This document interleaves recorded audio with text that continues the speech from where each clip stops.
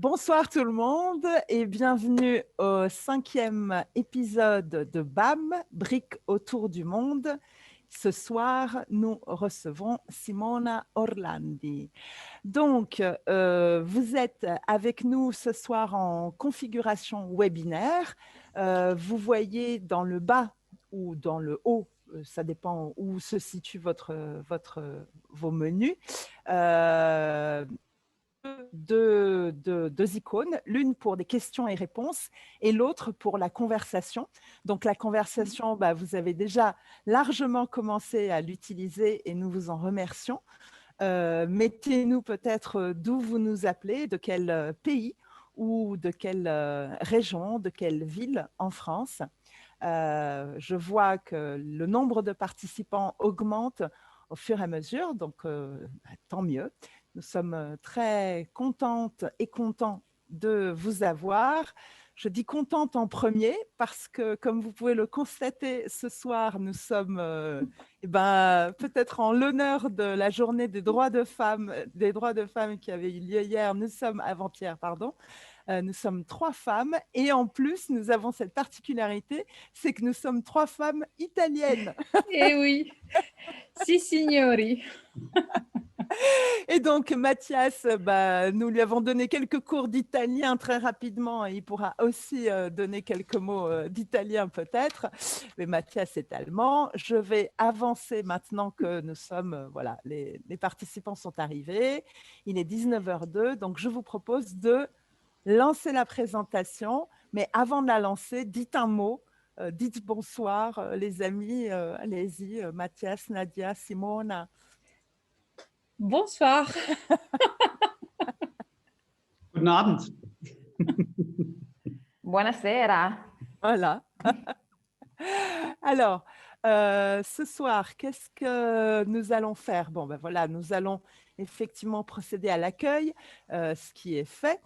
Nous vous avons demandé d'où vous nous appeliez. Ensuite, nous présenterons rapidement le concept BAM, comme nous le faisons à chaque fois. Nous présenterons l'équipe et l'invité du soir.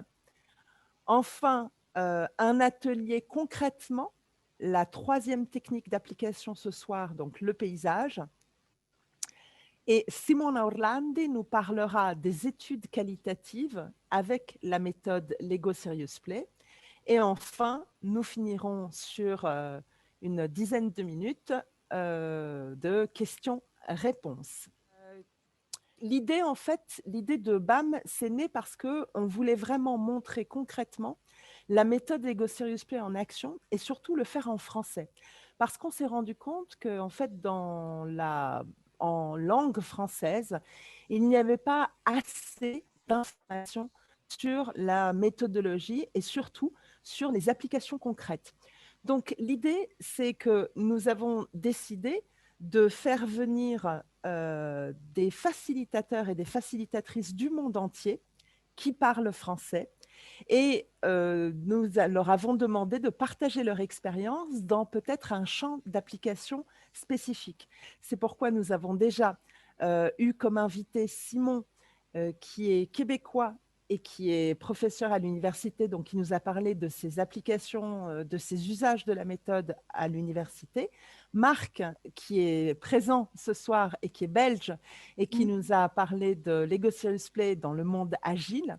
Nous avons eu Mathias aussi comme invité la dernière fois qui nous a parlé de la stratégie en temps réel. Et donc, ce soir, nous avons Simona qui va donc nous parler des études de marché.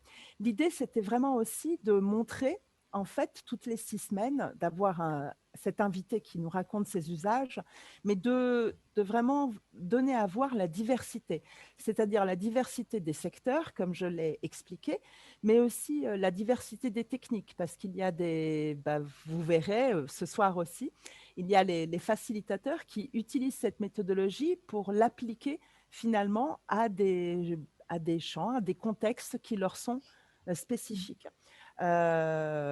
Et voilà, je crois que j'ai fait le tour du concept. Je propose pour une fois que ce ne soit pas moi qui commence la présentation. Tu es déjà en train de parler. Voilà. Donc, j'aurais tendance à dire honneur à l'homme ce soir, puisque Ah, nous sommes en oui, majorité. je Et suis donc, d'accord. allez, Mathias, qui es-tu? D'où viens-tu? Bon, alors, merci Laetitia. Je m'appelle Mathias Renner, je viens de l'Allemagne, je suis coach, je suis médiateur et surtout un facilitateur dans la méthode Lego Serious Play. Moi, je travaille dans toutes les langues, en condition que c'est allemand, français ou anglais. Et voilà. Je pense que c'est assez. J'ai encore un peu à parler après. Donc, Laetitia, peut-être, c'est toi la prochaine maintenant? C'est moi la prochaine. Donc, je m'appelle, comme tu dis bien, Laetitia ou Laetitia Ramberti. Je suis formatrice et facilitatrice. J'ai été formée en 2015, je pense, par le même formateur que toi, par Robert Rasmussen. Et voilà, et j'aime beaucoup cette méthode justement parce qu'elle permet aux personnes de s'exprimer avec authenticité, puisque l'une de mes missions, c'est d'accompagner les équipes à mieux travailler ensemble. Voilà, et moi aussi, si on veut parler de langue,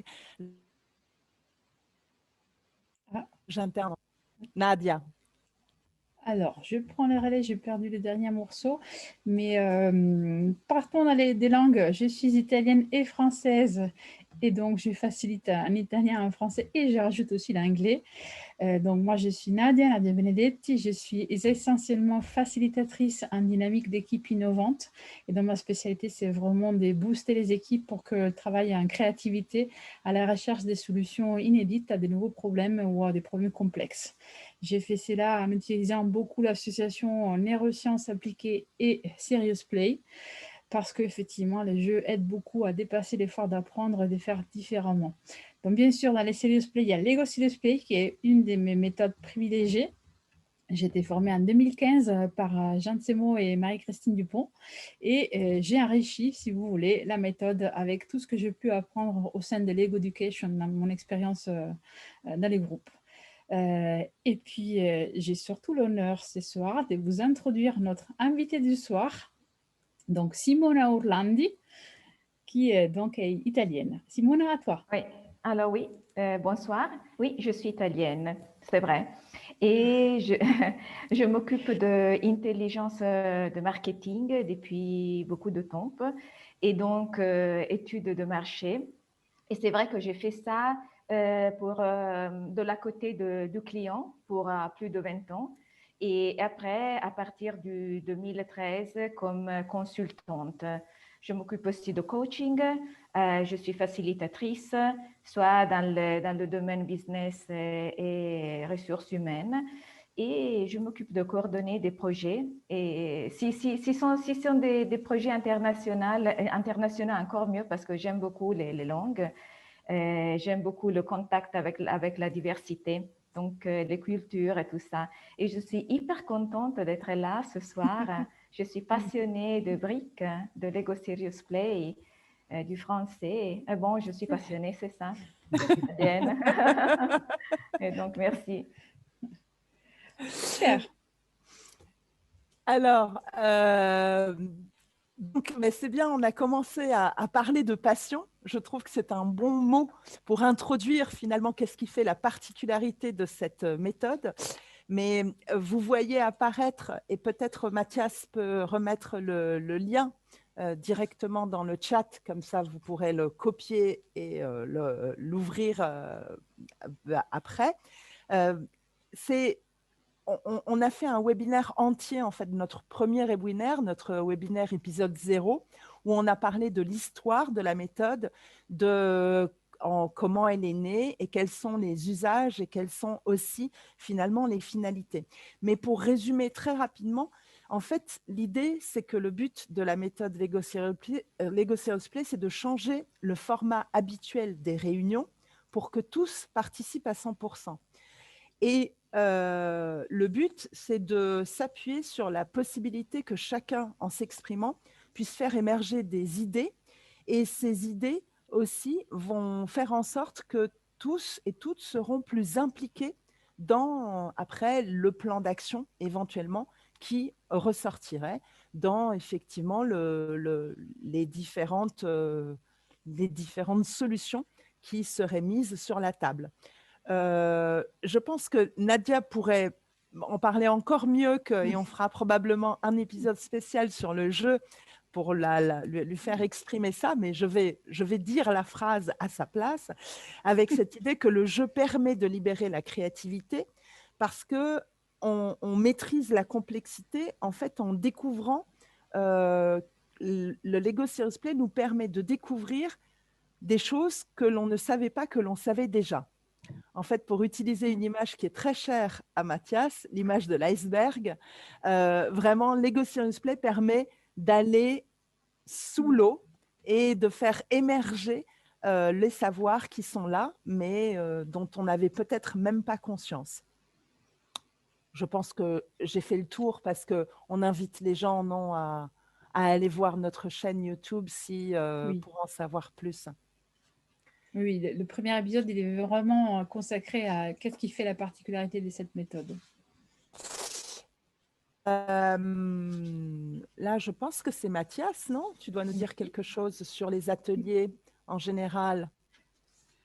Oui, donc en général, même pendant cette période de Covid, c'est encore possible de travailler avec du Lego Serious Play, soit en salle, mais vous voyez bien qu'il faut un peu plus de place, ou disons beaucoup plus de place que normalement, mais c'est aussi possible de travailler avec du Lego Serious Play online, ou en ligne plutôt en français. Mais peut-être regardons sur un atelier comment ça se déroule, hein, qu'est-ce qui se passe. Donc, tous les ateliers commencent par le skills building. Mais c'est quoi le skills building? Alors, le skills building, c'est une sorte d'échauffement. Et là, les participantes et les participants, ils apprennent de penser avec les mains, de s'approprier les constructions techniquement et s'approprier le langage métaphorique. Ils apprennent vraiment de raconter les histoires. Et normalement, ça dure à peu près 45 minutes, 1 heure, ça dépend du nombre des personnes dans la salle. Et pourquoi 45 minutes à 1 heure? Parce qu'il faut s'assurer que tout le monde soit au même niveau et que tout le monde soit à l'aise avec la méthode. Et il y a toujours des gens qui n'ont jamais touché aux briques Lego, donc c'est pour ça qu'on se prenne 1 heure. Et normalement, ou disons le meilleur, c'est de travailler avec des groupes de 6 à 10 personnes. Ça, c'est la première étape. Après le skills building, c'est toujours le AT1 qu'on utilise après. Donc, c'est quoi un AT1? Donc, AT, ça veut dire c'est application technique, c'est une technique d'application et ce sont des modèles individuels qu'on construit. Donc, on commence toujours par les modèles individuels. Ça, c'est aussi quelque chose que vous pouvez voir dans un autre épisode qu'on a déjà fait. Et ces modèles individuels, c'est parce que c'est-à-dire que chacun construit ou est invité à construire avec les briques Lego sa propre réponse à un challenge donné. Et ces constructions individuelles, ce sont les fondements de toute autre étape de l'atelier ou application d'une autre technique. Et c'est ça ce qui fait la particularité aussi de la méthode. Donc, l'individuel n'est pas noyé dans le collectif. Les réponses restent visibles et accessibles à tout moment. Et comment ça se passe? Construire un modèle individuel. Donc là, on utilise toujours le processus cœur de la méthode Lego Serious Play. Et il s'agit de 4 étapes. Ça veut dire le facilitateur ou la facilitatrice, bien sûr, pose une question et après, tout le monde construit la réponse.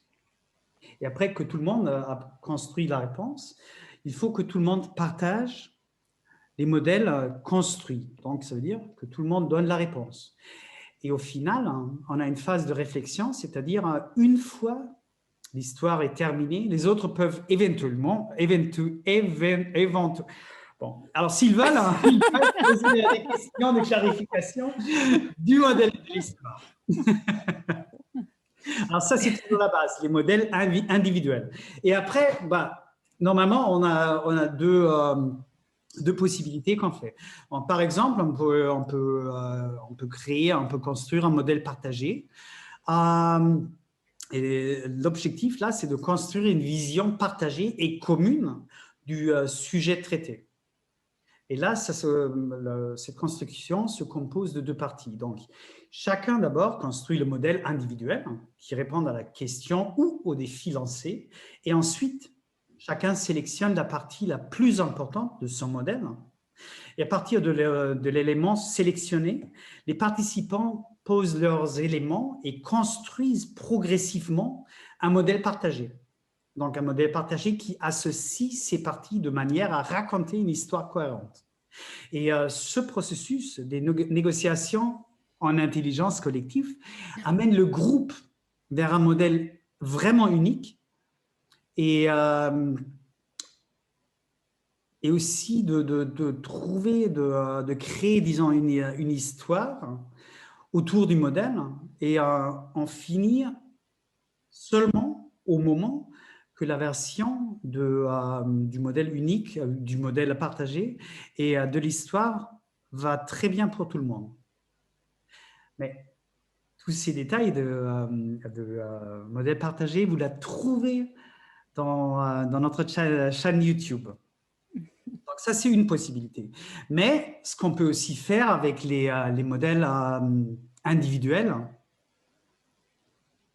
c'est, je pense, c'est un AT3, n'est-ce pas, Nadia? Ah, pardon. Et oui, c'est l'AT3, ça se suit, donc AT2, AT3. Donc, tu peux le dire application, dis-le en anglais, j'aime bien. AT, c'est Application technique. Merci, parce que moi j'ai un gros accent italien quand je l'ai dit. Donc, application technique numéro 3, c'est créer des paysages. Donc, comme pour la T2, on part toujours des modèles individuels. Donc, on aura déjà au préalable réfléchi individuellement et construit des petits modèles qui illustrent, ou en tout cas qui représentent notre vision du sujet clé de l'atelier. Et c'est les points de départ pour cette technique dont le but est essentiellement d'enrichir la perception individuelle du sujet avec la richesse des modèles de tous les autres. Donc, c'est vraiment d'ouvrir un maximum pour, dans une dynamique d'intelligence collective, vraiment enrichir, c'est les mots les plus adaptés, et aller au-delà de ce que je peux voir moi en tant qu'individu grâce à la vision de tous les autres. C'est pourquoi ces modèles, on les prend tels quels et on ne va pas le sélectionner une partie ou les partager, on va vraiment prendre le modèle tel qu'il est. Le modèle, il va représenter une catégorie. Et ensuite, le travail des groupes est un travail de négociation à nouveau, où ces catégories, au fur et à mesure, se déplacent.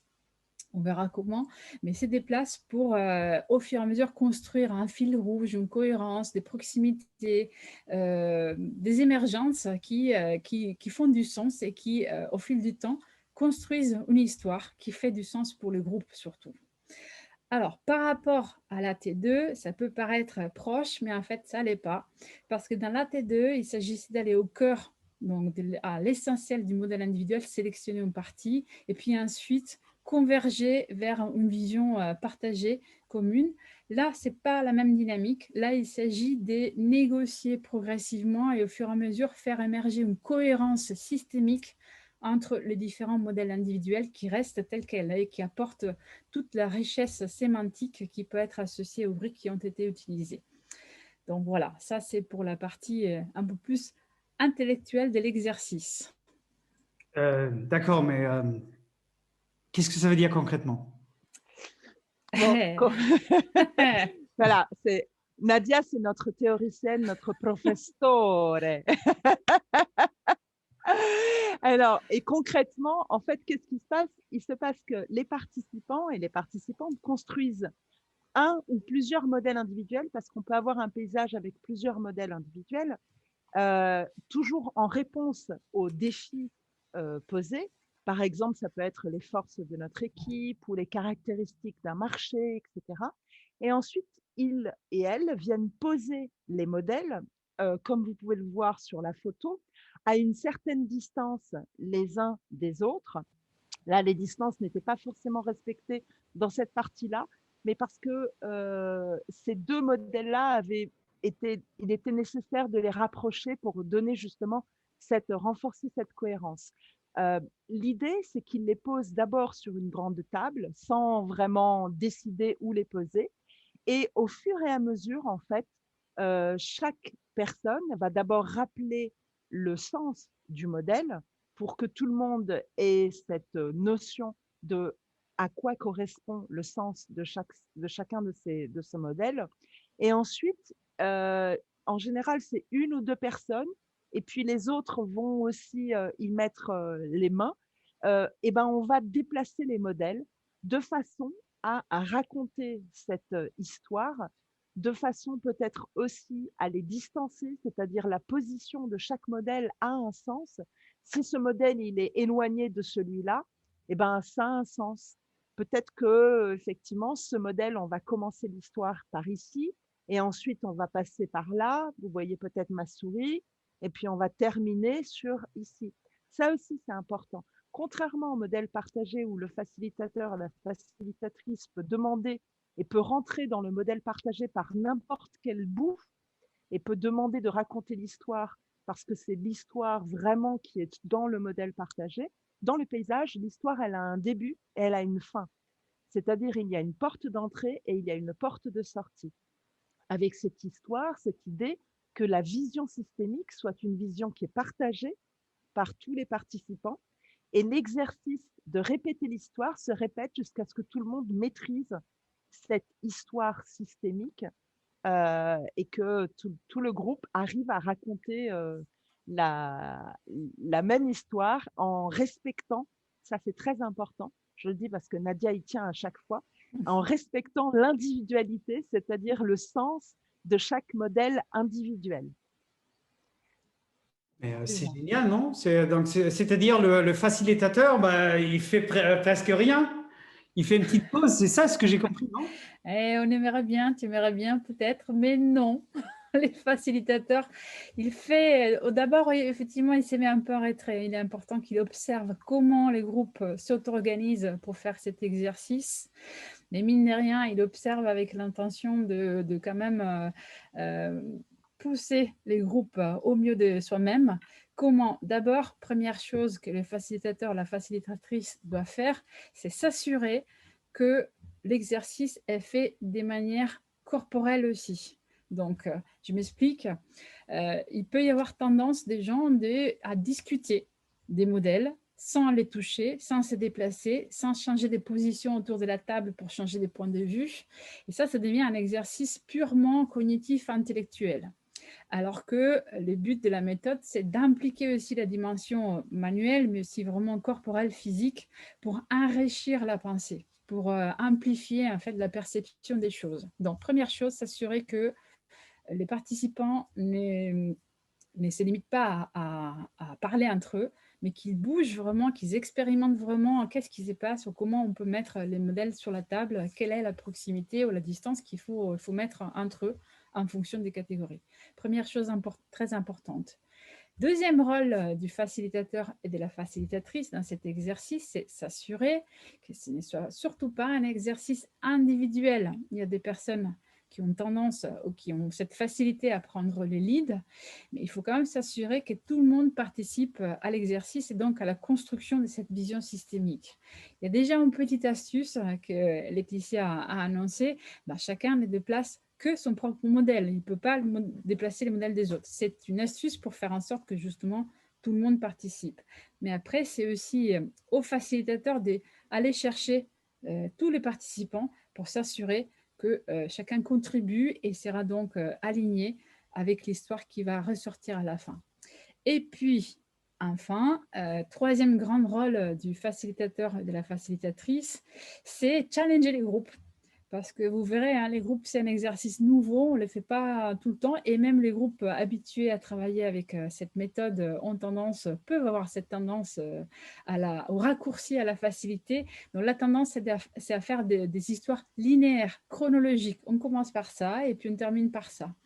c'est bien, c'est un début, mais c'est intéressant de challenger ça et de faire découvrir d'autres options, d'autres façons d'articuler les modèles entre eux, de raconter donc l'histoire, parce qu'en variant sur l'option de départ et en découvrant d'autres options, on enrichit ultérieurement la perception et donc, bien sûr, comment on apprivoise la situation dont on est en train de parler, qu'on modélise en 3D. Donc, sortir de la facilité, ça peut être soit les modèles linéaires, c'est souvent ça, hein, c'est assez facile. Parfois, c'est les modèles circulaires aussi. Ouais. Et bien, challengeons ça et allons chercher d'autres configurations possibles. Donc, stimuler et challenger un maximum les groupes. Est-ce que j'ai oublié quelque chose? Non, il me semble que je regarde mon écran à côté. C'est clair, je pense. Mathias, as-tu compris? Alors, ouais, je pense que j'ai compris. Donc, en bref, les AT3, qu'est-ce qu'il a apporté? Donc, ça veut dire, alors, si j'ai bien compris, ça veut dire les AT3. Pardon, ça, c'est l'ordinateur. Les paysages, ça veut dire associé. Donc, on commence par le modèle individuel et on associe la richesse des modèles individuels dans une vision systématique du sujet. C'est systémique. Systémique. Absolument. Les participants, ils participent, bien sûr, hein, ce sont des participants, mais ils participent et communiquent en plus à 100%, pas comme dans les ateliers normaux qu'on connaît, et grâce à leur modèle clairement identifiable. C'est-à-dire, on s'aligne progressivement vers un récit des modèles cohérents. Et c'est ça ce qui fait consensus. Et ça, c'est vraiment quelque chose qu'on voit. Donc, on construit une synergie entre les gens, entre les modèles, qui donne une perception et une cohérence amplifiée du sujet. Et au final, hein, c'est les participants et participantes, ils négocient en autonomie et en bienveillance entre eux. Et ça, c'est une sorte de travailler complètement différent comme on est habitué normalement. Voilà, je pense que c'est ça. Hein. Et en plus, bien sûr, on développe aussi une écoute active. Et ça, c'est aussi quelque chose qui restera entre les participants et participantes d'un atelier. Et ça, c'est quelque chose qu'on voit toujours. Hein. Donc, si on travaille plusieurs fois avec la méthode Lego Serious Play, on voit très bien que ça change quelque chose entre les gens. Et je pense que c'est ça. En effet, il n'y a plus rien sur les slides, donc je pense maintenant. Si, il y a peut-être une chose qu'on avait déjà dit pour le modèle partagé, mais qu'il est intéressant et important de rappeler. Le rôle du facilitateur, facilitatrice, c'est aussi de garantir le sens originel du modèle. C'est-à-dire que si une personne pose sur la table, j'y pense parce que c'est toi Nadia qui viens de le dire, parfois il peut y avoir des personnes qui prennent le lead et du coup qui vont interpréter les modèles et qui vont dire oui donc tu as posé ça, donc ça c'est bien l'écologie. Et peut-être que c'était pas l'écologie, mais c'était la protection de la nature. Et ben, le fait que cette personne a construit le modèle et l'a raconté en parlant de protection de la nature, le facilitateur, c'est pour ça, pour nous aussi, c'est important d'avoir une écoute active, vraiment, et une écoute qui mémorise les mots exacts que le participant ou la participante va donner quand il ou elle raconte son modèle. Et on est là aussi pour garantir ça, c'est-à-dire notre rôle est aussi de garantir que la personne soit respectée et que sa parole soit respectée sur la table, en fait. Voilà. Donc, travailler autant que facilitateur, c'est-à-dire on est plus ou moins l'avocat des modèles aussi. Tout à fait. C'est voilà. Bien, c'est l'avocat des modèles. Mais j'essaye encore une fois. Je pense maintenant, c'est l'heure. Ah oui. Et la place à notre invitée, Simona. Rebonsoir à toi et... Eh bien, merci. Qu'est-ce que tu nous racontes? Alors, Ce que je vais vous raconter et que je suis bien contente de partager avec vous, c'est l'expérience de l'application de la Lego Serious Play aux études de marché. Donc, on est dans un domaine marketing, mais pas seulement, parce que quelquefois, il y a aussi des études de marché qui ont fait dans les entreprises. Alors, quand je parle d'études de marché, je parle d'études qualitatives, bien sûr, et surtout les focus group. Ce sont les réunions consommateurs. Bien sûr aussi les interviews individuelles, mais là, le focus va être sur les réunions consommateurs. Et c'est vrai que pour raconter tout ça, j'avais même créé un petit nom qui c'est le Playful Dialogue. Donc, c'est vraiment le dialogue avec les consos de façon playful, ce qui est un peu différent par rapport à ce qu'on fait normalement. Eh bien, si on peut avancer. Et comme je disais avant, j'ai travaillé pendant plus de 20 ans dans des grandes entreprises et toujours dans le domaine du marketing et de l'intelligence de marketing. Voilà, et c'est vrai qu'en 2013, j'ai décidé de changer ma vie professionnelle.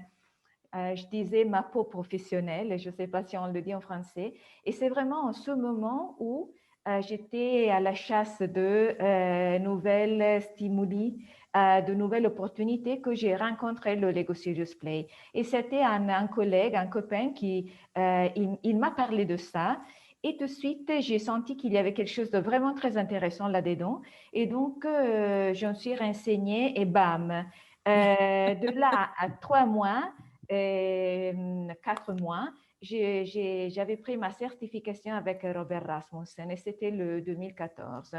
Depuis, bien sûr, au début, j'ai fait toute mon training en utilisant cette méthodologie pour faciliter, pour animer des ateliers un peu plus, disons, classiques, donc des ateliers clients.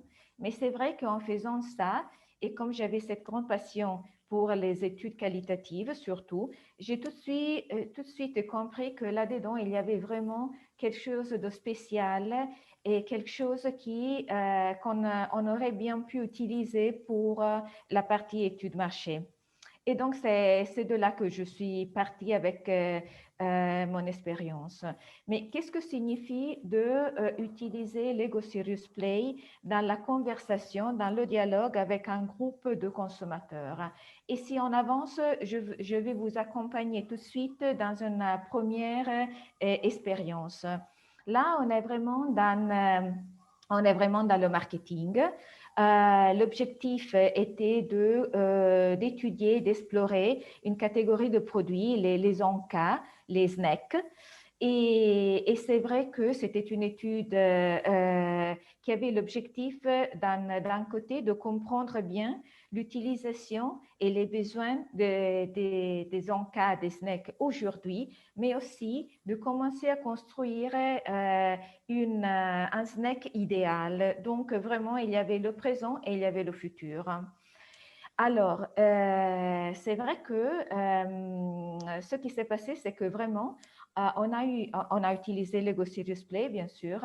Il y a eu une première phase dans laquelle on a travaillé sur le présent. Et c'est vrai que là, vous voyez qu'on a utilisé les modèles individuels AT1 et AT3, le paysage dont on vient de parler. Et c'était vraiment là pour comprendre qu'est-ce que c'est pour moi de manger, de chercher un encas. Quand est-ce que je le fais? Qu'est-ce que je cherche? Qu'est-ce qu'il me manque? Et surtout, quelles sont les tensions? Et c'est vrai qu'on aurait pu investiguer tout ça de façon classique. Hein? Et je ne dis pas que les techniques de projection classiques ne fonctionnent pas, mais c'est vrai que là-dedans, on est vraiment rentré très en profondeur, très vite dans le cœur de la thématique. Sur la base disons des modèles individuels, on a créé le monde des encas aujourd'hui et on l'a laissé sur la table, on travaillait sur une grande table. Après, on a commencé à travailler sur le futur, donc c'est l'image, donc c'est à ma droite, à votre gauche peut-être. Là, on a travaillé sur le futur et encore une fois, on a travaillé sur l'individuel, mais là, on a vraiment voulu après créer le monde ou le monde idéal des Ancas, donc l'Anca idéal, et dans toutes ces parties, donc produits, production, ingrédients, expérience personnelle. Et donc là, on a créé un modèle partagé. Et c'est après, c'est à la fin qu'on a travaillé de nouveau sur disons, le rôle que chacun de nous peut jouer dans la création de ce nouveau type, cette nouvelle typologie de snack, dans le sens qu'après, tout le monde en individuel a créé et a pensé et a créé un modèle dans lequel elle ou il disait, pour moi, pour créer un pont, un bridge, une connexion entre le présent et le futur, qu'est-ce que je pourrais faire, qu'est-ce que je voudrais faire. Parce que là-dedans, il y avait aussi beaucoup de discours sur l'ambiance, sur les ingrédients, sur l'éducation alimentaire et tout ça. Et là, donc, on a vraiment créé un processus, un parcours à travers les modèles individuels qui créaient comme des possibles actions, des choses qui devaient se passer du présent pour arriver au futur. Et là, Laetitia, nous, on était ensemble. Ça a été un projet qu'on a bien partagé. Donc, si tu veux ajouter quelque chose, ça serait bien. Non, mais quand tu nous as envoyé les slides et que j'ai reconnu ce projet, et c'est un projet qu'on a fait ensemble il y a plus de 2 ans, presque 3, c'est en 2019, je crois. Oui. Non, donc 2019, 2 ans. Et ben, je me souviens encore des histoires qui ont été racontées. Et ça aussi, c'est la magie de Lego Serious Play, je crois. Je me souviens que là, c'était un homme qui avait un jeune homme, parce qu'on avait des juniors et des seniors, on avait 2 groupes, seniors et juniors, et qui avait des jeunes enfants. Et en fait, qui parlait de quand il consommait des encas avec ses enfants, il consommait des choses différentes que quand il se faisait un petit plaisir en solo. Donc, ce qui est incroyable, c'est que les modèles s'ancrent et en fait, le sens et les histoires vraiment restent longtemps après. Parce que depuis, j'ai animé d'autres ateliers, mais je me souviens encore de celui-là. C'est vrai. Je vais avancer. Oui, c'est ça. Et donc voilà. Et là, c'est quoi l'avantage d'utiliser Lego Serious Play? Parce que oui, c'est mignon, c'est joli de voir les modèles, mais là, derrière, il y a vraiment des avantages qui vont beaucoup plus en profondeur. Hein. Et par exemple, le premier, c'est quoi? C'est que ce que j'ai vu, c'est que vraiment, grâce à Lego Serious Play, on peut créer des rapports qui sont très vite, authentiques et qui sont profonds entre des gens qui sont des parfaits inconnus. Parce que quand on fait des ateliers, quand on anime des ateliers clients, c'est vrai que souvent on travaille avec des équipes ou on travaille avec des collègues, donc les gens se connaissent et tout le monde a un objectif commun. Mais là, on est dans un domaine différent, c'est-à-dire que les gens ne se connaissent pas, ils n'ont pas un objectif commun. Ils sont là pour donner des informations, répondre à des questions. Et donc, vraiment voir la façon dont ces gens commencent à travailler ensemble sans qu'ils s'influencent, avec le respect qui est donné de la méthodologie. Et donc, chacun parle, chacun peut exprimer son point de vue et il n'y a vraiment pas d'influence les uns versus les autres. Et c'est vrai que là, on rentre vraiment en profondeur grâce au fait qu'on va créer un langage qui est le langage des briques, qui est le langage du processus Lego Serious Play, qui est un nouveau langage et c'est un nouveau langage pour tout le monde. Donc vraiment, ça, c'est une co-création. Deuxième avantage, grâce à ça, et grâce au modèle, on rentre vraiment dans le cœur des choses. Là, on le sait bien même quand on anime un atelier client. Là, vraiment, on peut rentrer dans une profondeur qui est différente parce que moi, je vois ce que je crée. Et en plus, même quand on raconte l'histoire, c'est vrai qu'on va raconter une histoire qui est faite de beaucoup de détails et que si moi, je dois je dois t'expliquer, alors là, peut-être je vais oublier quelque chose. Et donc, peut-être je vais répondre de façon un peu plus superficielle. C'est vrai qu'aujourd'hui, les consommateurs, les consommatrices, elles sont savantes, elles ont beaucoup d'informations. Et donc, c'est un peu difficile quelquefois disons, de surmonter la partie rationnelle, donc la connaissance, ce que je connais parce que je le connais. Alors là, on a et la partie rationnelle et on a aussi la partie plus émotionnelle, mais aussi la partie qui n'est pas emballée déjà prête. Je ne sais pas si emballée c'est juste, mais c'est un peu le concept. Troisième avantage qui est aussi important, c'est que grâce à cette méthodologie, on peut vraiment garder le niveau d'énergie et d'implication haut, à un niveau haut, pendant plusieurs heures. Alors, quand on fait un focus group avec Lego Serious Play, le minimum, c'est 3 heures. Ça peut être 3 heures, 4 heures, pas plus parce que là devient un peu lourd. Mais c'est vrai que 3 heures tout le temps, et tout le temps, on travaille parce que c'est vrai que là, et chacun, tout le temps, travaille, répond, produit, donne son avis, donne ses indications. Et c'est vrai que ce que j'ai appris, c'est que chaque fois que je fais un playful dialogue, et les gens me disent que ça a été très vite, qu'on a créé un ton léger. Donc, ça a été vraiment léger d'être là, même quand on parle de thématiques un peu importantes, avec un niveau d'implication personnelle sérieux. Eh bien, là, c'est un temps qui passe léger, c'est un temps qui, on arrive à la fin et il faut presque pousser les gens en dehors de la salle parce qu'ils ne veulent pas sortir. Et donc, vraiment, là, on a reçu des feedbacks très, très importants aussi. Dernier avantage, là, c'est vraiment le sens de sécurité qui est donné par la méthode en elle-même. Mais ce sont de différents, disons, niveaux de sécurité. La sécurité de pouvoir m'exprimer, que les autres vont accueillir ce que je dis, mais aussi du fait que moi, je te raconte un modèle que j'ai construit. Et donc, voilà, là aussi, il y a une certaine sécurité parce que c'est le modèle, c'est pas moi. On parle du modèle, on ne parle pas de moi. Et de nouveau, ça peut aider beaucoup, surtout si on rencontre des cibles qui sont des cibles un peu spéciales, délicates, ou si on rentre dans des thématiques, et souvent on en a, qui sont, oui, de nouveau, plutôt personnelles. Et donc voilà, tout ça, comment, disons, et comment se réalise concrètement dans les focus group.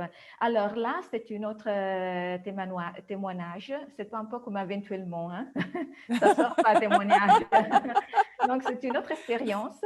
Et c'est vrai que là, c'était surtout le Lego Serious Play utilisé à l'interne d'une entreprise pour parler d'une thématique délicate parce que c'était l'égalité des genres. Et c'était pas l'égalité des genres philosophie, mais c'était vraiment comment ça se passe chez vous dans ton ambiance quotidienne de boulot. Qu'est-ce qui se passe? Qu'est-ce qu'il y a là-dedans? Et c'est vrai qu'en plus, ce playful dialogue, on l'a fait en ligne, on l'a fait à distance. Et ça fonctionnait vraiment très bien. Et c'est vrai que bien sûr, on a reçu des témoignages très importants, très personnels, très profonds, des hommes et des femmes qui ont participé. Et c'est vrai aussi que le fait d'avoir un petit modèle avec les briques qui te raconte quelque chose nous a facilité beaucoup aussi la façon de raconter aux clients ce que s'est passé, et ce qui était, disons, ressorti des dialogues, surtout là où il y avait des problématiques après à gérer, parce qu'on parlait d'égalité des genres. C'est vrai que si on fait un focus group en ligne et avec Lego Serious Play, il y a quelque chose qui, disons, qui est un peu plus limité parce qu'on travaille surtout en modèle individuel. Et là, on avait travaillé aussi avec le AT3, donc le paysage, car on avait créé un canvas dédié à la thématique, donc ça avait beaucoup aidé. Et alors là, le Lego Serious Play nous a vraiment aidé sur deux niveaux, l'expression, de nouveau le sens de sécurité et aussi la force qu'on a donnée au résultat de l'étude quand on a débriefé le client. Dernière expérience pour aujourd'hui, c'est vraiment quelque chose qui, pour moi, est très émouvante.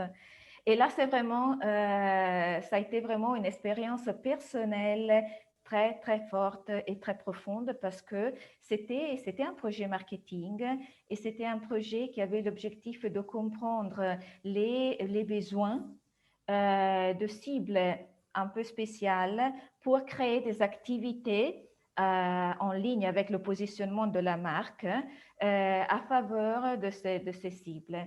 Et là, c'est vrai qu'on a rencontré des anciens clochards, hein. On a rencontré aussi des migrants. Et on a rencontré, oui, mais surtout, c'est vrai que, de nouveau, le fait de créer ensemble un langage, bon, même si c'était des clochards, des anciens clochards qui avaient vécu une vie incroyable et avaient des expériences qui étaient encore, qui brûlaient sur la peau encore parce qu'il y en avait qui venaient de sortir du statut de clochard. Grâce aux briques, grâce au modèle, on a pu comprendre beaucoup de leur histoire. On n'était pas dans le drame. Bon, moi, je dois dire que j'ai eu besoin de me gérer un peu. Et c'est vrai que on a reçu tellement d'informations, tellement d'indications très concrètes que, bon, de nouveau, grâce à Lego Serious Play, grâce aux briques, grâce au modèle et grâce au processus de cette méthodologie, on a vraiment eu l'occasion de parler avec une cible spéciale sur un sujet très délicat, mais de façon de nouveau légère et profonde, ce qui j'ai trouvé vraiment très, très, très forte là-dedans. Et bien donc, qu'est-ce que je peux dire pour commencer à, disons, créer un petit peu d'indications, De synthèse. si, de synthèse, merci. Et alors, tout d'abord, on n'utilise pas Lego Serious Play pour n'importe quelle typologie d'étude. Donc, on ne l'utilise pas si on est dans une étude de marché où on doit évaluer quelque chose. Si on doit évaluer un produit, un concept, une pub, si on a des stimulus à montrer et sur lesquels on a besoin d'avoir des feedbacks, ça, on n'utilise pas. C'est pas utile, ça va ajouter rien, ça va créer seulement de la confusion parce qu'il y a trop de niveaux disons, de stimulus finalement. Donc ça, on ne l'utilise pas. On peut l'utiliser bien sûr, et c'est vraiment très efficace là où on doit travailler sur l'exploration. Donc, l'exploration de marché, d'habitude, la création, si on doit créer vraiment des nouveaux mondes, si on doit travailler sur l'évolution d'une marque, si on doit vraiment faire de l'innovation, donc travailler sur l'innovation avec le consommateur, donc développer de nouvelles idées, tout ça. Là, oui, c'est vraiment très efficace et ça fonctionne très bien. Il faut faire attention.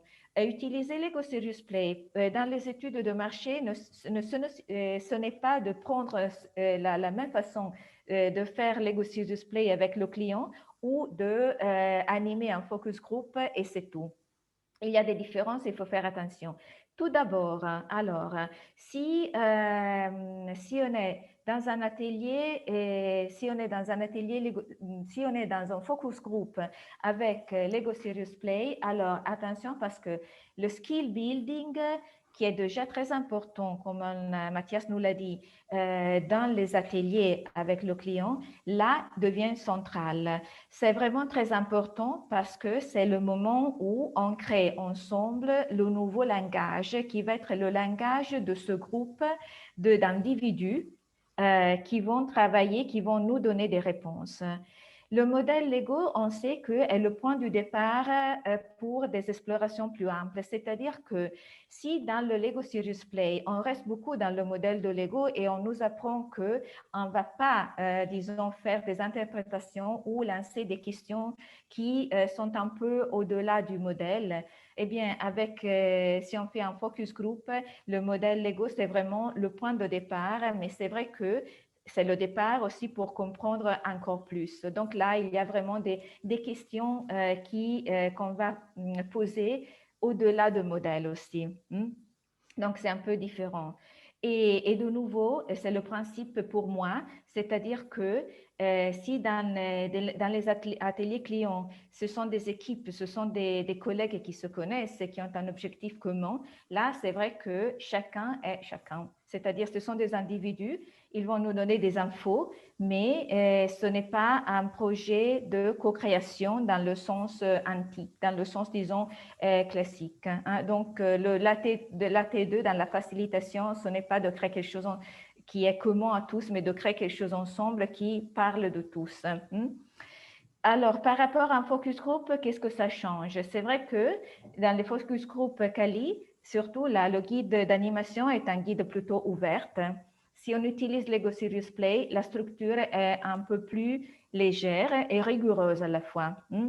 La définition des questions, donc, logiquement, est une définition encore plus importante. Il y en a moins, mais là, ce sont des vraies questions. Après, il peut y avoir des questions, disons, secondaires qui vont sortir des modèles, mais là, il y a une structure qui est en effet rigoureuse. Et donc, de nouveau, le modèle Lego est le point de départ. Hein? Donc, aussi, si on est dans un focus group, on part du modèle de Lego et on respecte ce qu'ils nous disent, on écoute, parce que sinon, ça devient autre chose. Donc, c'est ça. Bon, pour moi, c'est simple, mais je sais que ce n'est pas direct. Donc, si jamais il y avait des questions un peu plus spécifiques et techniques, vous me demandez. Pour conclure, alors voilà, c'est quoi le superpower du Lego Serious Play appliqué aux études de marché?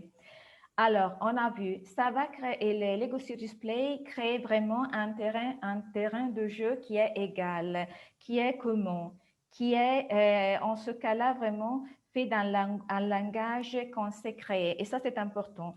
La discussion est beaucoup plus ouverte et profonde grâce au modèle. Et donc, on a vraiment des histoires qui sont très riches. Et on a du matériel qui va aider aussi l'explication, disons, le débrief, le raconte de l'histoire aux clients. Je pense que c'est ça. Ça a été une petite pilule, hein, mais c'est vraiment là un peu l'essentiel de mon expérience de l'utilisation du Lego Serious Play pour parler avec les consommateurs. Voilà, merci. S'il y a des questions, je suis là aujourd'hui et demain. Merci. Alors, on va peut-être... effectivement, on va peut-être donner la possibilité aux personnes qui le voudraient de poser des questions ou directement dans la discussion ou peut-être encore mieux dans l'espace des questions-réponses. Et je pense qu'en attendant, merci beaucoup Idriss, je pense que Mathias, tout à l'heure, quand on parlait, quand on préparait tu as eu une question Oui. qui était intéressante et je me suis dit, tiens, ça c'est bien, il faudra que tu la poses à Simona. Non, mais c'est pas parce que c'est moi qui ai dit que c'était bien, mais j'ai trouvé que c'était une question super pertinente. Donc, pose-la. Oui, ça, j'ai une question qui est intéressante, c'est bien, merci. Est-ce que tu as une question, Mathias? Oui, tout à fait. Donc, ce que je me demandais, donc, dans les études, un Kali, ce que tu fais, moi, je me demande comment est-ce que tu récupères les informations parce que c'est complètement différent. comme on le fait normalement. Donc, comment est-ce que tu travailles? Tu utilises une caméra, tu prends le téléphone et tu enregistres? Comment est-ce que tu travailles là? Alors, moi, j'ai vu que j'ai essayé plusieurs façons, mais celle qui fonctionne le mieux, c'est toujours d'avoir quelqu'un qui prend des notes. Et donc, on prend les notes de ceux que les gens racontent des modèles. On prend les notes, on prend beaucoup de photos. OK. On prend des photos et là, quand on a les paysages ou les modèles partagés, on enregistre aussi. Donc, on fait des petites vidéos. OK. Et donc, de cette façon, vraiment, on a une richesse incroyable parce qu'on prend un peu tous les éléments qui font partie du terrain. OK. Et quand tu travailles normalement, alors si tu travailles sans Lego Serious Play, comment ça se passe? Tu as une salle, il y a je sais pas, un miroir ou quelque chose? Ah, ça c'est oui, ça c'est une très bonne question, c'est vrai, parce que là, de nouveau, le Lego Serious Play, c'est pas pour tout le monde. C'est vrai que c'est pour les clients qui sont capables de te donner beaucoup de confiance. Hein. Donc, parce que normalement, quand on a des focus group, on a le vert, donc on peut suivre. Hein. Si on fait des focus group avec Lego Serious Play, il ne vaut pas la peine de suivre parce que tu ne peux pas suivre. On est tellement dans le terrain, on est tellement sur la table, on est tellement dans les modèles et dans l'explication des modèles et dans le partage des modèles que disons, du vert, tu vois rien et tu comprends rien. Donc, ce n'est pas utile. Et donc, voilà que quelquefois, il s'est passé qu'une personne de l'équipe du client pouvait participer et on lui donnait un rôle qui pouvait être prendre des photos, par exemple. Ouais. Des photos Parce des que gens? les photos des modèles, oui. Mais en lui donnant un rôle, et c'était pour cette personne une expérience, c'était vraiment d'écouter, mais pas de poser des questions, pas de rien dire, pas interpréter, parce que sinon, l'autre, disons, défi, c'est que si le client est derrière les vitres, le verre, c'est vrai que on commence à interpréter de façon psychologique. Ah, donc, ah oui, le petit méchant, c'est ça, là, cela signifie celui-ci, donc l'arbre, la couleur et tout ça. Donc, il faut faire attention.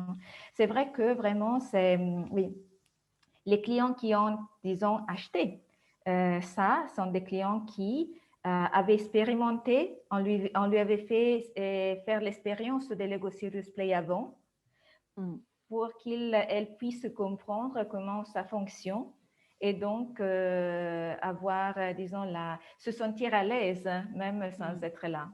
Donc, tu introduis la méthode d'abord au client? Exactement. Ah, d'accord. Expérience directe, un petit atelier avec le client. Okay. Alors, j'ai quelques questions. Pardon, je fais un peu la miss parce que je vois qu'il est 59 et qu'on a la petite vidéo du prochain invité à lancer. Je lis les questions, comme ça, le temps que tu réfléchisses, on peut lancer la vidéo peut-être pour présenter notre invité qui, en plus, je vois, est arrivé. Donc, les questions, c'est: as-tu eu des échecs d'animation lors d'un atelier ou de convaincre les participants de jouer le jeu?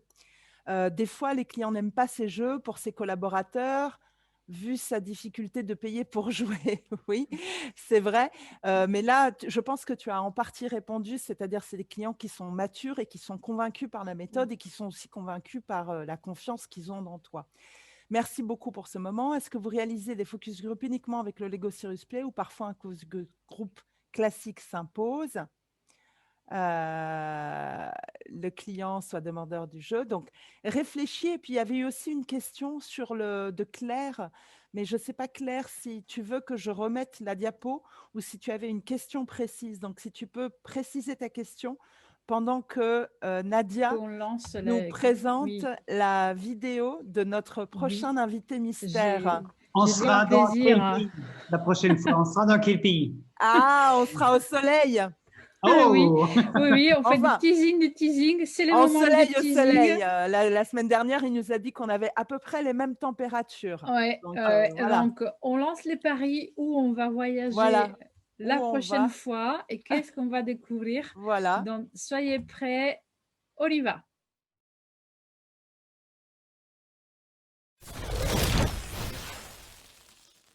Salut les amis, je suis Raymond du Liban, je vis à Beyrouth, je suis formateur d'adultes avec 25 ans d'expérience, je dirige une académie de formation, Leadership and Management Academy.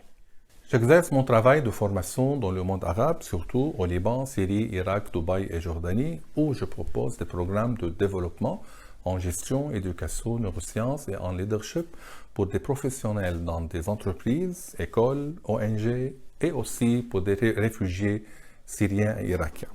J'enseigne les classes de master en ressources humaines à l'université et les classes de gestion pastorale pour les élèves de théologie. Je suis certifié en HBDI, Human Brain Dominance, et aussi en Belbin Team Role en neurosciences et je suis facilitateur en LSP depuis 2017. J'ai animé pendant 17 ans des programmes télévisés.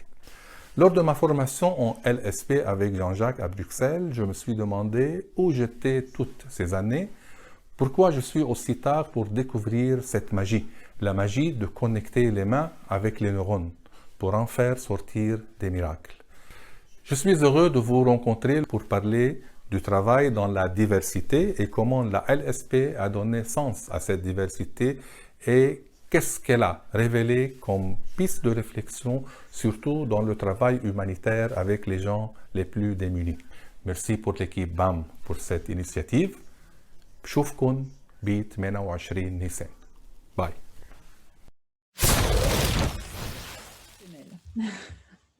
Raymond qui est là avec nous ce soir.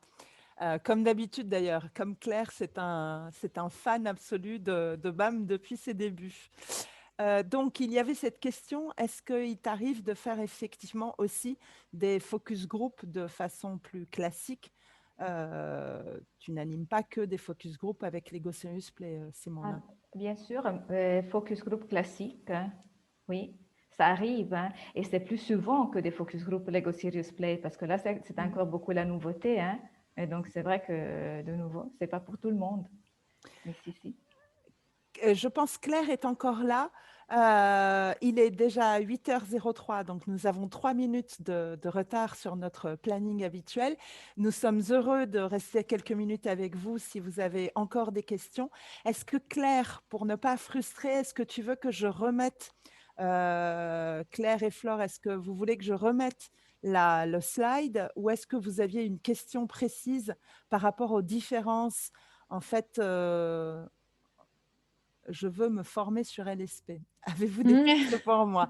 Alors, peut-être que l'on peut mettre, tu veux bien mettre le lien sur le site de la communauté, si tu l'as, Mathias? Ouais. Nous avons un site qui donne beaucoup d'informations, aussi bien sur l'histoire que sur les usages, que sur la formation.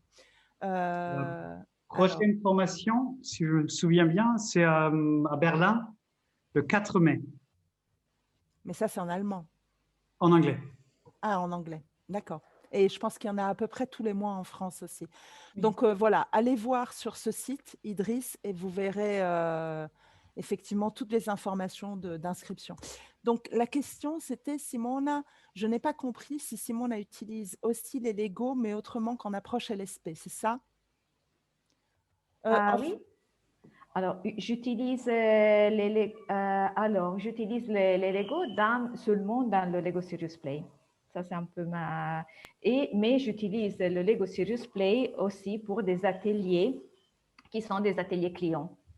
Mais je n'utilise pas les briques pour des activités qui ne soient pas Lego Serious Play. Ça ne m'arrive pas.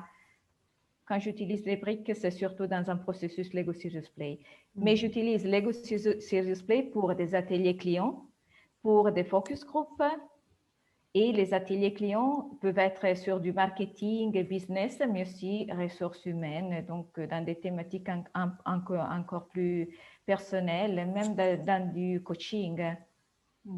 Je ne sais pas si j'ai... Je pense que peut-être la question, c'était, tu te souviens, on en a parlé de cette slide, effectivement.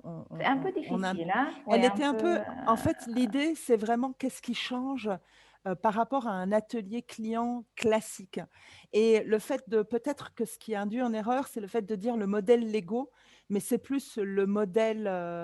Lego Serious Play. Oui, le modèle Lego Serious Play est le point de départ, mais en fait, c'est vraiment en respectant la méthode Lego Serious Play avec Toujours. quelques petites modifications qui peuvent être des accentuations, comme par exemple les skills building qui devient encore plus importante, C'est et ça. aussi le fait de garantir l'individualité des réponses. Ça veut dire que l'AT2, il ne faut pas que ce soit partagé et que tout le monde soit d'accord, mais qu'il y ait vraiment le respect de l'expression individuelle. Est-ce que j'ai résumé correctement?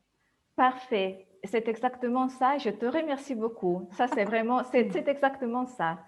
Donc, le processus Lego Serious Play est respecté complètement. Et comme tu disais, il y a des accentuations qui sont importantes. Ah, il y a un spectateur anonyme, c'est pour toi ça, Mathias. Comment facilitez-vous en ligne? Je viens d'être certifiée. Marie et Jean ont précisé que la facilitation LSP est interdite. Alors non, elle n'est pas interdite, mais elle n'est pas préconisée. Soit ils n'ont pas tout dit, je me sens très confus, je vous remercie. Je pense que ça, on pourra presque faire une nouvelle… on pourrait presque faire un BAM spécial sur qu'est-ce qu'il est possible de faire on dit pas, enfin, en anglais, on dit en remote, mais pas online. Qu'est-ce qu'il est possible de faire à distance et qu'est-ce qu'il n'est pas possible de faire à distance. Donc, je pense que c'est une bonne idée d'un BAM que nous pourrions animer entre nous trois, après celui de Raymond. Et sinon, Mathias, tu animes régulièrement des meet-ups, si tu veux en dire 2 mots peut-être. Peut-être 5, mais oui. Alors, d'abord, tout le monde qui participe doit construire. Oui. Ça, c'est quelque chose qui est clair. Et l'autre, c'est quelque chose qui va très bien. Ce sont des modèles individuels. Et avec le reste, je ne suis pas trop fan de faire des modèles partagés. Il y a des gens qui le font, mais franchement, je suis assez d'accord. c'est pas vraiment du Lego Serious Play. Hein. Et d'ailleurs, d'ailleurs, Simona, ce que toi, tu as fait, c'était uniquement des modèles individuels posés sur un canevas qui permettait aux personnes de construire leur propre paysage. Exactement, c'est ça. C'est exactement ça. Et c'est vrai que c'était seulement 4 personnes chaque fois.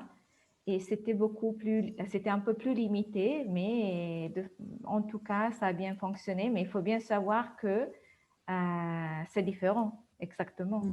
Il y a des choses qu'on peut faire et il y en a d'autres qu'on ne peut pas faire. Oui, et j'aimerais bien rajouter un point par rapport à ça, mais on aura l'occasion d'approfondir si on fait un BAM spécial remote mode.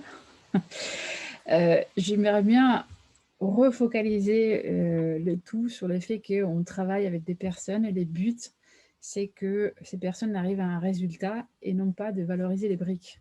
Donc les briques, elles sont là quand elles sont utiles pour aider les personnes à avancer et à évoluer dans leur démarche. Si elle devient la brique pour la brique, ça devient aussi stérile. Et donc on force des gens à utiliser un moyen qui n'est pas adapté à la distance. J'insiste là-dessus. Parfois, on s'acharne sur la brique, mais la brique pour la brique n'a pas de sens. Pour moi. Silence. Non, c'est parce que je suis en train de regarder la conversation et en fait, je pense qu'on n'a pas mis le site. C'est le site communautaire français avec toutes les… puisqu'on a bossé dessus, Mathias et Marc surtout aussi. Autant plutôt que d'envoyer les gens sur un site privé, autant envoyer les personnes sur un site communautaire. Si tu l'as, tant mieux, sinon je l'ai. Une petite précision, hein, il y a peut-être d'autres techniques qui utilisent des briques Lego et qui ne sont pas la Lego Serious Play et qui ont été adaptées, voire même exploitées en mode en ligne. Pourquoi pas? Moi, je ne les ai pas vécues. Donc, je n'aurai pas d'avis, mais la méthode Lego Serious Play telle qu'elle, en ligne, perd un peu dans la dimension collective, de mon point de vue, et tel que je l'ai vécu. Oui, ça c'est vrai. C'est vrai. Ça fait partie des choses qu'on ne peut pas avoir en remote avec le Lego Serious Play. Tout à fait d'accord. D'accord, ben voilà. Donc, sur le site, vous voyez des informations sur qu'est-ce que la méthode. Vous allez avoir, ça c'est des informations plutôt théoriques, il y a aussi l'histoire. Vous allez avoir des informations sur la formation que nous avons suivie. Il y en a d'autres, des formations. Nous avons suivi la formation de l'Association Master Trainer. Donc, c'est celle que nous défendons. Ensuite, il y a la liste des facilitateurs et facilitatrices en France classés par ville et par expérience, on va dire ça comme ça. Les actualités, donc on a mis BAM, on a mis les groupes Meetup, et ça, c'est notre accès à nous, c'est notre accès membre. Voilà. J'arrête le partage pour qu'on se voit et qu'on puisse dire au revoir aux gens de façon plus humaine, malgré la distance. Et merci beaucoup à tout le monde. Merci beaucoup, les BAM. C'est formidable. C'était très, très bien de t'avoir. C'est super intéressant parce qu'encore une fois, ça donne un éclairage différent. Après l'agilité, après l'université, de voir qu'on peut utiliser cette méthode aussi dans des sessions qui sont finalement plus courtes et qui ne visent pas, attention Marc, je vais le dire, mais qui ne visent pas à résoudre un problème. Ça, pour ceux qui nous connaissent et qui connaissent Marc Fontic et qui nous suivent depuis le début, ils savent que ça, c'est un petit jeu que l'on a entre nous. Donc là, en l'occurrence, Simone a démontré qu'effectivement, l'usage de Lego Serious Play pouvait aussi être adapté si en fait c'est une résolution de problème, parce qu'on résout le problème du client qui veut savoir ce que pensent les consommateurs ou ce que pensent les personnes interrogées. Donc c'est une forme de problème. Et c'est le moment du chat. Ouais. En tout cas, c'était très bam. Oui, c'est très bam. Mathias, on te laisse la mot de la fin parce que toutes ces femmes comme ça qui ont pris le pouvoir de l'écran, dis-nous quelque chose. Oui. C'est bien. Ah, d'accord, bravo, merci. Tu fais ce que je n'ai pas fait, moi, d'accord. Eh ben... Merci beaucoup à tout le monde. Merci que vous étiez avec nous. Merci beaucoup à Simone pour cette fameuse épisode de BAM. Et j'espère qu'on se revoit en 6 semaines.